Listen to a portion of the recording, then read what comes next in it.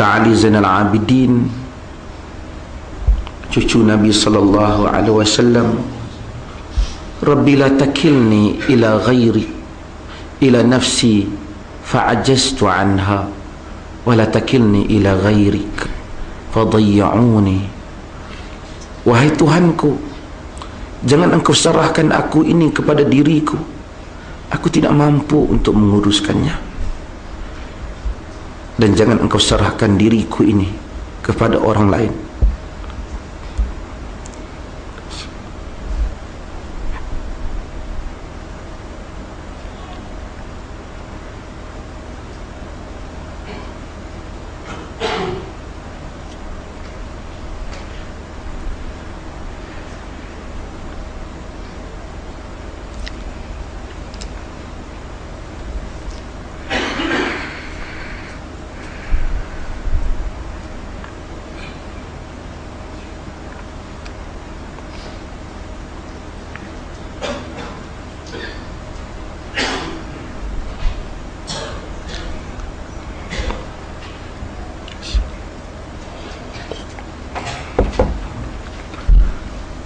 Jangan kau serahkan diriku ini pada orang lain, nescaya mereka akan menghilangkan aku, yakni mereka akan cuai terhadap engkau.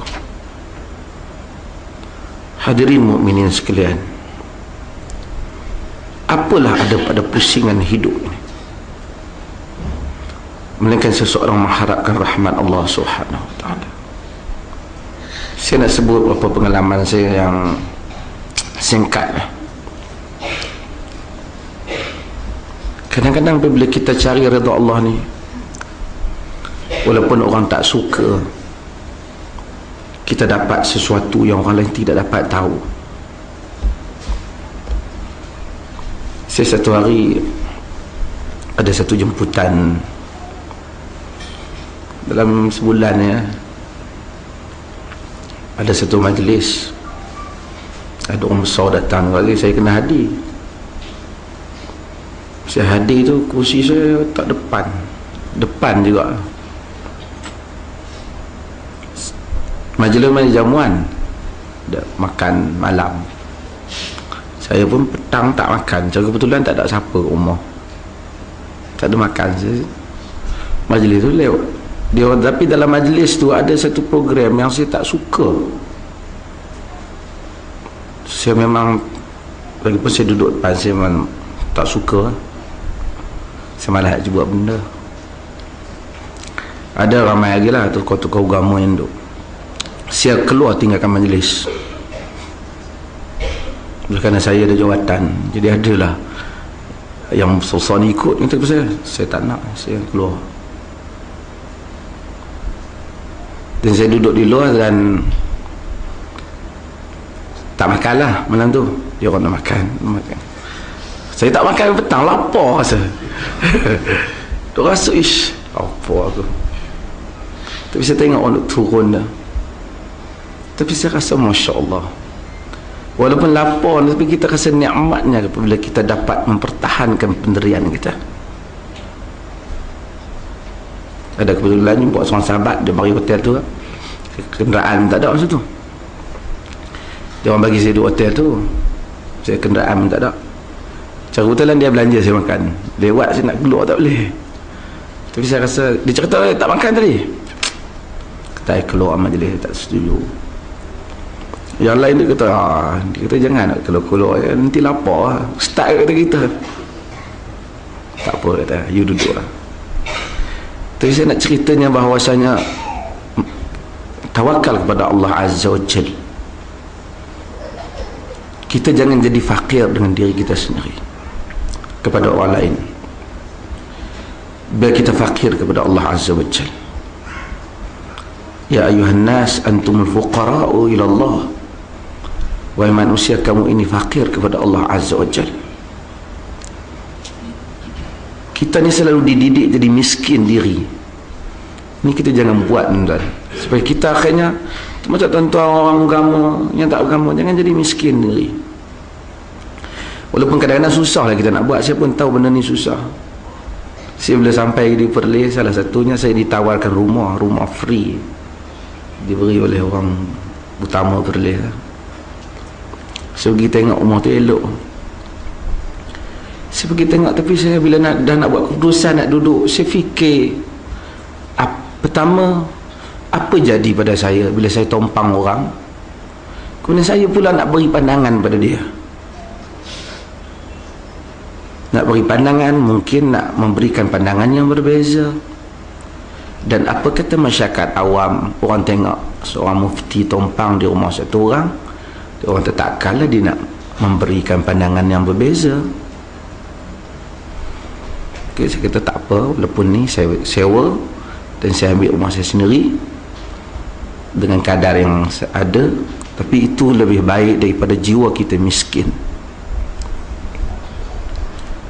Hadirin mukminin sekalian, saya sebut hal ini sebagai satu pengalaman ringkas daripada tuan-tuan, supaya mudah-mudahan orang lain juga. Saya ni baru mencuba, saya pun tak tahu macam mana lagi kan.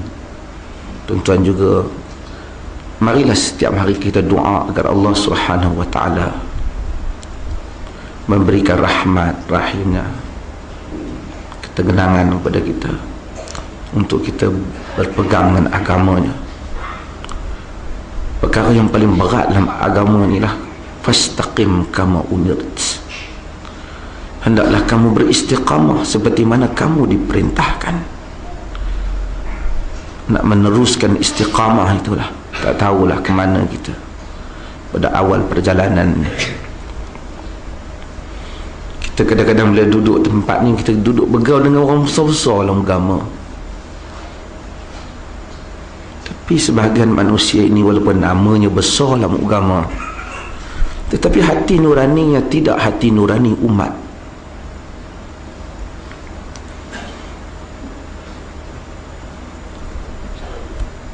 Apabila mereka duduk di meja bersembang bicara, mereka cakap benda yang tidak banyak bawa faedah kepada umat mereka, tentang bajunya, tentang kotnya, tentang allowance-nya, tentang kereta barunya.